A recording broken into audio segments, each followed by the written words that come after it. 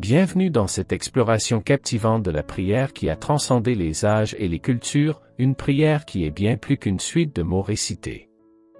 Nous nous aventurons dans les profondeurs de l'intimité avec Dieu à travers la prière du Seigneur, également connue sous le nom du « Notre Père qui est aux cieux ». Cette prière, offerte par Jésus à ses disciples, est bien plus qu'une simple formule. Elle est une porte vers une relation profonde et transformative avec le Créateur de l'univers. Dans cette vidéo, nous allons plonger au cœur des enseignements de Jésus, découvrir les trésors cachés dans chaque ligne de cette prière et explorer comment elle peut illuminer nos vies aujourd'hui. Chaque partie dans cette prière est un voyage spirituel en soi, une invitation à connaître Dieu d'une manière plus intime et à vivre dans la réalité de sa présence. Préparez-vous à découvrir les couches profondes de signification, les connexions spirituelles et les vérités éternelles qui se cachent derrière chaque mot. Que vous soyez novice dans la foi ou un croyant chevronné, cette exploration de la prière, Notre Père qui est aux cieux, vous emmènera dans une aventure qui changera votre perspective sur la prière, sur Dieu et sur vous-même. Préparez votre cœur à être touché, votre esprit à être éclairé et votre âme à être enrichie alors que nous plongeons dans cette étude. Cette prière fondamentale du Seigneur est inscrite dans les pages de l'Évangile selon Matthieu, au chapitre 6, versets 9 à 13, ainsi que dans l'Évangile selon Luc, au chapitre 11, versets 1 à 4. Prononcée par Jésus en réponse à la requête de ses disciples de leur enseigner à prier, cette prière demeure un guide intemporel pour s'approcher de Dieu. L'atmosphère de l'enseignement de cette prière se déroule dans un cadre montagneux, où Jésus prodigue ses enseignements à ses disciples. Au cœur de ces moments, Jésus leur offre le modèle parfait de prière, un chemin qui transcende la simple récitation pour façonner une approche sincère, profonde et significative envers Dieu. Notre Père qui est aux cieux, cette ouverture de la prière du Seigneur, également connue sous le nom de Notre Père, évoque une profonde signification relationnelle entre le croyant et Dieu. Dans ces quelques mots, réside une connexion qui transcende les frontières terrestres et ouvre la voie à une communication intime avec le Créateur. En commençant par « Notre Père », nous nous présentons comme des enfants aimés de Dieu, issus de sa propre création. Cette déclaration révèle la proximité que nous avons avec le Créateur de l'univers, une proximité qui va au-delà de notre existence terrestre. Cette affirmation reconnaît notre adoption dans la famille divine, symbolisant un lien d'amour et de filiation qui ne peut être brisé. L'ajout de « qui est aux cieux » nous rappelle la transcendance et la souveraineté de Dieu. Les cieux sont souvent considérés comme le domaine divin, le lieu où Dieu règne avec une majesté incommensurable. Cette phrase nous rappelle que bien que nous ayons une relation intime avec notre Père céleste, il reste le roi des cieux, le souverain de toute la création. Cela établit une tension délicate entre la familiarité et la révérence, où notre proximité avec Dieu est équilibrée par une profonde vénération pour sa grandeur. En reconnaissant Dieu comme notre Père céleste, nous célébrons son autorité et son amour paternel.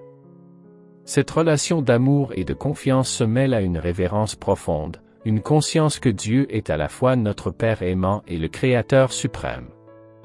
Cette ouverture de la prière du Seigneur nous enseigne à entrer dans la présence de Dieu avec humilité et gratitude, reconnaissant notre place en tant qu'enfant de Dieu tout en honorant sa souveraineté éternelle. En résumé, l'ouverture « Notre Père qui est aux cieux » est bien plus qu'une simple salutation. C'est une déclaration qui unit la familiarité et la révérence, qui établit une relation entre le fini et l'infini. C'est un rappel que nous sommes invités à entrer dans la présence de Dieu. Avec un cœur filial, tout en reconnaissant la grandeur de celui qui règne aux cieux. Cette phrase inaugure une prière qui embrasse la dualité de la relation entre le divin et l'humain, et elle nous invite à approcher Dieu avec à la fois la confiance d'un enfant et le respect d'un adorateur. Que ton nom soit sanctifié. Dans cette deuxième étape de la prière du Seigneur, nous sommes emmenés dans le cœur de l'adoration et de la sanctification du nom de Dieu.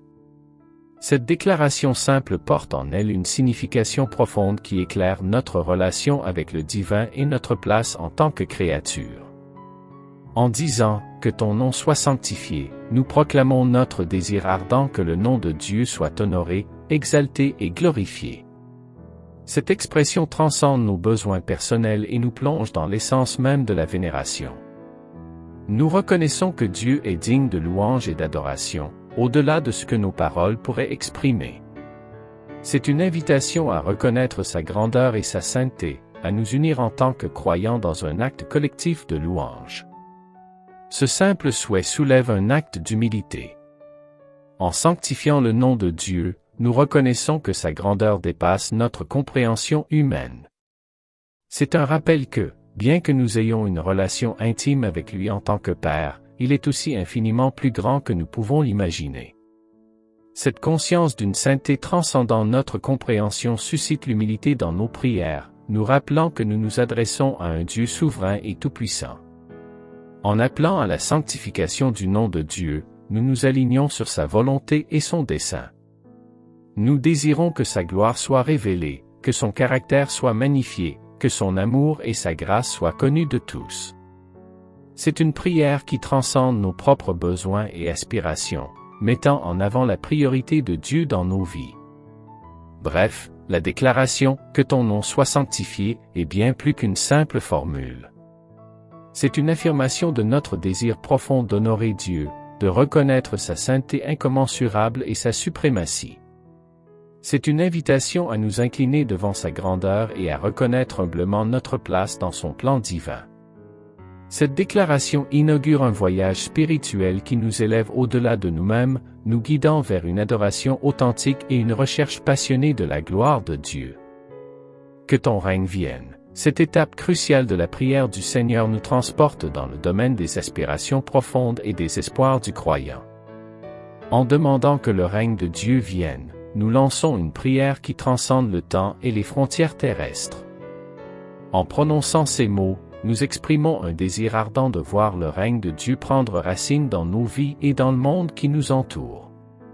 C'est une prière qui va au-delà de nos propres besoins et souhaits personnels pour embrasser le dessein divin. Nous aspirons à ce que la domination divine, la justice, la paix et la souveraineté de Dieu se manifestent dans tous les aspects de la vie.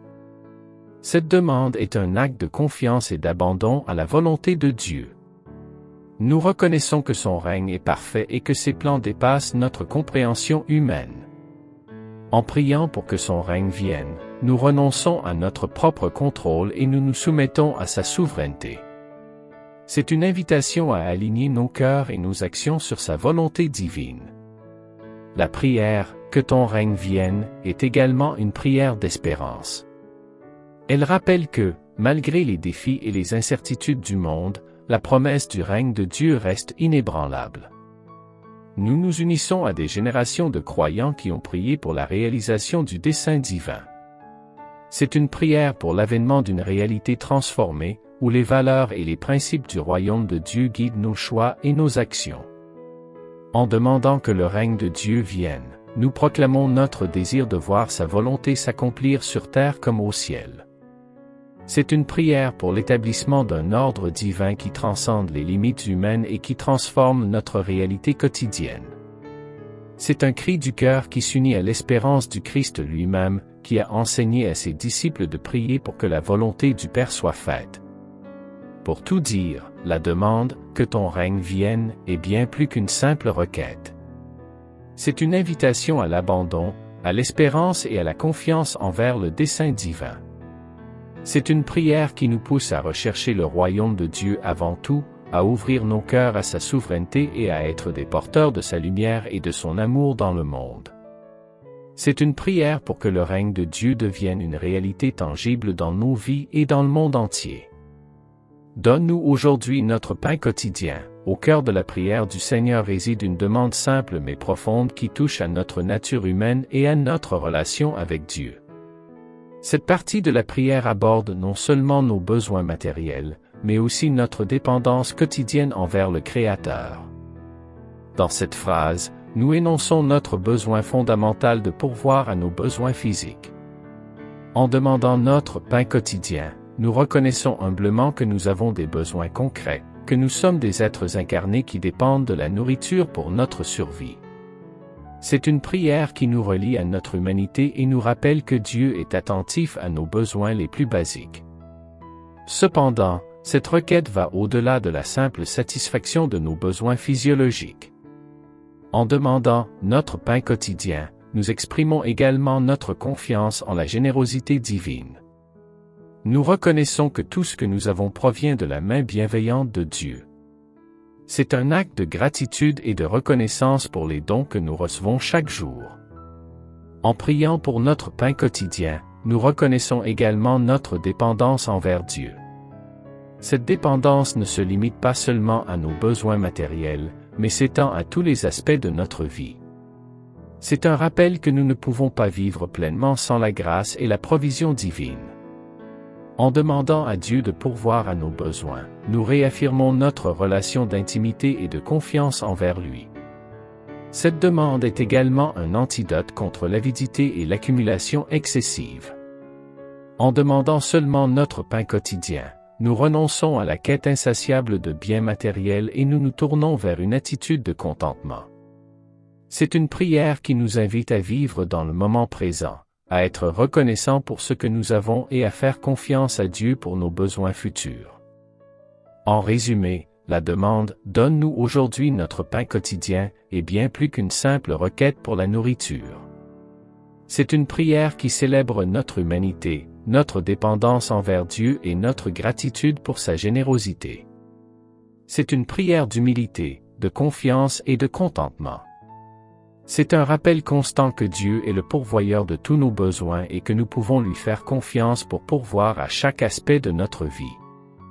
Pardonne-nous nos offenses, comme nous pardonnons à ceux qui nous ont offensés. Cette partie essentielle de la prière du Seigneur nous plonge dans le cœur même de la grâce, de la réconciliation et de la transformation personnelle. En demandant pardon et en offrant le pardon, nous entrons dans un espace de guérison et d'amour qui reflète le caractère de Dieu. Cette déclaration humble et sincère reconnaît notre propre fragilité et notre propension à l'erreur.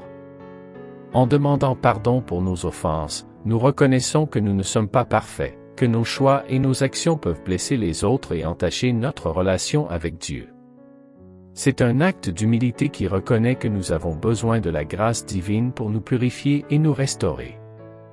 Cependant, cette partie de la prière ne se limite pas à une simple admission de nos fautes.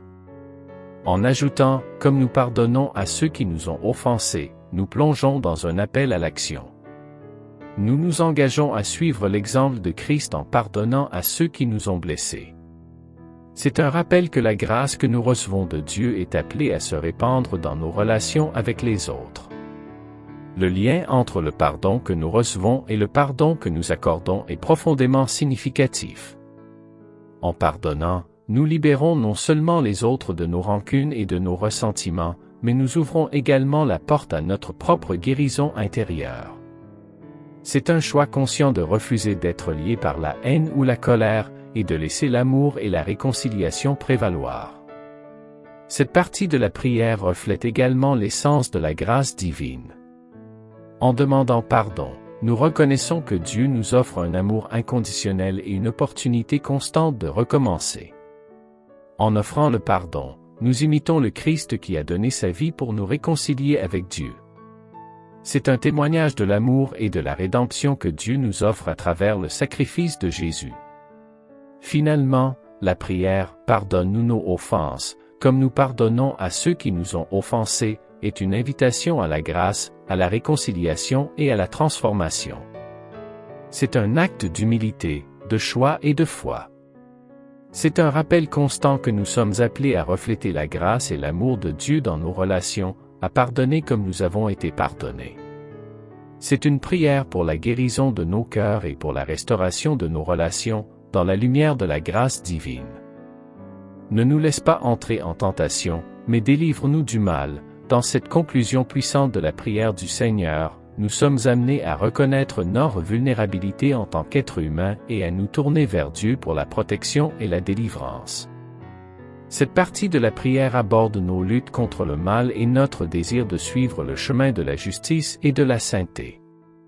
L'appel à ne pas être laissé entrer en tentation exprime notre désir de ne pas être exposé aux pièges et aux épreuves qui pourraient nous éloigner de la voie de Dieu. Nous reconnaissons que le monde dans lequel nous vivons est marqué par des défis et des séductions, et nous demandons à Dieu de nous préserver de la faiblesse et de l'égarement. C'est une prière pour la vigilance et la sagesse pour résister aux pressions qui peuvent nous entraîner loin de Dieu. Cependant, cette demande est également un acte de confiance en Dieu. En demandant à Dieu de ne pas nous laisser entrer en tentation, nous affirmons notre foi que Dieu est notre protecteur et notre guide. C'est une reconnaissance de sa capacité à nous garder et à nous guider à travers les moments difficiles. C'est un appel à la grâce divine pour nous donner la force de résister aux tentations et de marcher dans la voie de la droiture. La deuxième partie de cette conclusion, « Délivre-nous du mal », renforce cette idée de dépendance envers Dieu pour notre protection. Nous reconnaissons que le mal existe dans le monde, sous différentes formes, et nous demandons à Dieu de nous en délivrer. C'est une prière pour être libérés des influences néfastes, des attitudes destructrices et des choix qui pourraient nous éloigner de Dieu. Cette prière est également une reconnaissance de la réalité du combat spirituel. Nous sommes conscients que nous sommes en lutte constante contre les forces du mal, que ce soit dans nos propres cœurs ou dans le monde qui nous entoure. En demandant à Dieu de nous délivrer du mal, nous nous engageons à résister aux puissances obscures et à rechercher la protection divine dans tous les aspects de notre vie. Bref, la partie « Ne nous laisse pas entrer en tentation, mais délivre-nous du mal » est une prière de protection, de guidance et de dépendance envers Dieu. C'est un appel à la vigilance, à la force et à la foi. C'est une prière qui reconnaît notre fragilité et notre besoin constant de la grâce de Dieu pour naviguer à travers les défis et les luttes de la vie. C'est un cri du cœur pour la victoire sur le mal et pour la communion avec Dieu, notre ultime refuge et protecteur. Alors que notre exploration des profondeurs de « La prière du Seigneur » touche à sa fin, nous sommes invités à méditer sur les trésors que nous avons découverts. Cette prière, bien plus qu'une série de mots, est une invitation à la communion avec le Créateur de l'univers. Chaque ligne résonne avec des vérités qui transcendent le temps et les cultures, nous guidant vers une intimité profonde avec Dieu. Nous avons appris que notre Père qui est aux cieux établit la relation entre le divin et l'humain, nous rappelant l'autorité et l'amour paternel de Dieu. Que ton nom soit sanctifié, nous a conduit à adorer la sainteté de Dieu et à reconnaître notre humble position devant lui. Que ton règne vienne, nous a inspirés à rechercher le royaume de Dieu dans nos vies et à désirer sa volonté plus que tout. Ensuite, donne-nous aujourd'hui notre pain quotidien, nous a rappelé notre dépendance envers Dieu pour nos besoins matériels, tout en nous invitant à vivre dans la gratitude. Pardonne-nous nos offenses, comme nous pardonnons à ceux qui nous ont offensés, à illuminer la grâce et la réconciliation divine, nous rappelant l'amour inconditionnel de Dieu et notre appel à pardonner. Enfin, ne nous laisse pas entrer en tentation, mais délivre-nous du mal, nous a montré notre besoin constant de la protection et de la guidance divine, ainsi que notre lutte contre les forces du mal dans le monde. En conclusion, la prière du Seigneur, les profondeurs de l'intimité avec Dieu, est un voyage qui nous a rappelé que la prière est bien plus qu'une liste de demandes, mais un moyen de cultiver une relation profonde et transformante avec notre Créateur. À travers chaque ligne, nous avons touché le cœur de Dieu et nous avons été invités à nous rapprocher de lui. Que cette prière continue de résonner dans nos cœurs, nous rappelant la grâce, la souveraineté et l'amour de Dieu. Puissions-nous vivre dans la lumière de cette prière, marchant dans une intimité croissante avec celui qui entend nos prières, qui connaît nos besoins et qui désire nous conduire dans une communion plus profonde avec lui. Merci d'avoir entrepris ce voyage avec nous. Puissiez-vous continuer à expérimenter les profondeurs insondables de l'intimité avec Dieu dans votre cheminement spirituel. J'espère sincèrement que cette vidéo a su vous inspirer et vous apporter des enseignements enrichissants. N'hésitez pas à exprimer vos réflexions et vos expériences dans la zone des commentaires juste en dessous. Assurez-vous également de vous abonner à la chaîne et d'activer les notifications en cliquant sur la cloche, afin de ne pas manquer nos futures publications.